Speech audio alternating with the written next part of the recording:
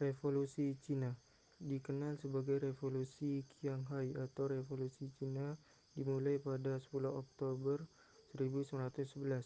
Melalui revolusi ini dihasilkan pula suatu pemerintahan baru dan pertama di Asia yang berbentuk republik pada tahun 1894 di Honolulu.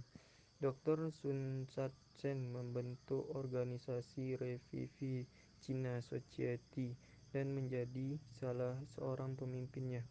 Tujuannya untuk menyingkirkan etnik Manchu, mengembalikan dominasi etnik Han dan membentuk pemerintahan bersatu. Namun, berbagai pemberontakan besar di utara Cina, Perang Cina-Jepang I, Perang Rusia-Jepang di Manchuria tahun 1904, pemerintah dinasti Qing tidak mampu menanganinya, menjadikan upaya gerakan revolusi Cina menemukan momentumnya.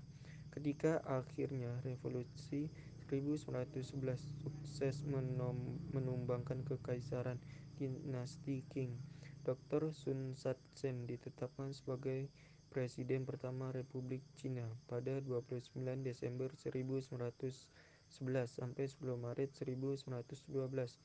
Namun ia memerintah hanya 3 bulan karena tergusur intrik dan gerakan para tuan tanah yang mengontrol pemerintah dan kehidupan negara yang baru. Sejak terbentuk setelah 2000 tahun diperintah oleh raja. Revolusi itu merupakan reaksi atas ketidakmampuan dinasti Qing untuk mengangkat kejayaan Cina. Bahkan pemerintah lebih tunduk kepada kekuatan asing. Rakyat dibiarkan sengsara. Hal ini menyebabkan terjadinya kudeta militer di Wuhan, Cina, yang dilancarkan oleh kelompok bawah tanah yang didukung oleh revolusioner di pengasingan. Pada akhir abad ke-19 Masehi, paham-paham nasionalisme dan demokrasi mulai masuk di kawasan Asia. Hal tersebut menimbulkan beberapa pergolakan sosial dan politik di negara-negara Asia, termasuk Cina. Revolusi Cina adalah sebuah pergolakan politik yang berusaha untuk meruntuhkan kekaisaran dinasti Manchu dan mendirikan negara demokrasi Cina.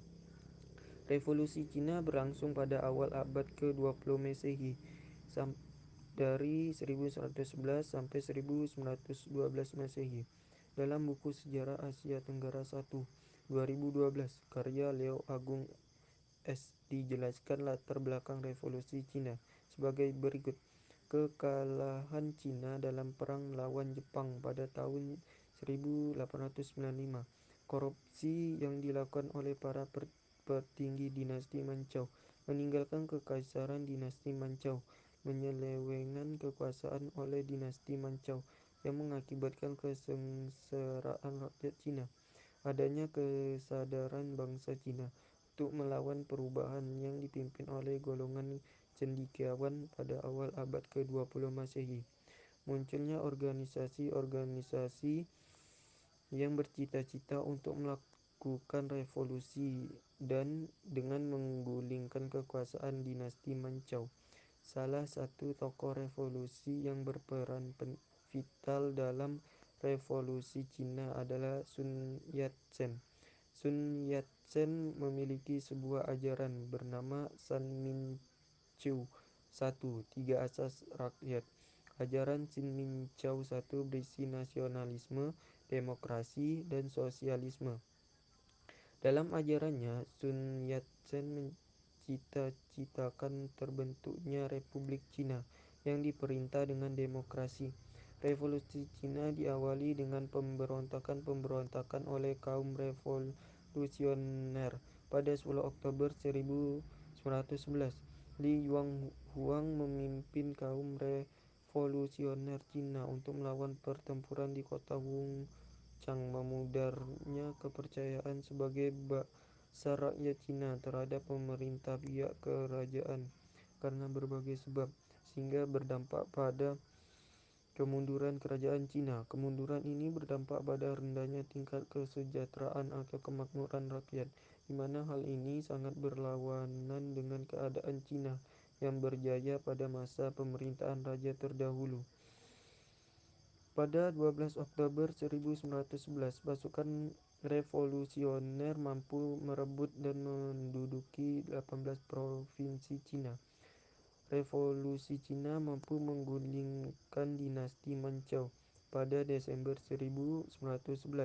Pada Januari 1912, Sun Yat-sen diangkat menjadi presiden, sementara Republik Cina di Nanking oleh pasukan revolusioner.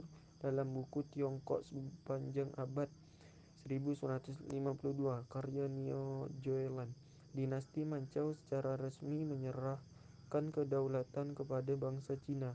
Pada 12 Februari 1912, Sun Yat-sen mengundurkan diri sebagai presiden sementara dan digantikan oleh Yuan Shikai pada 15 Februari 1912.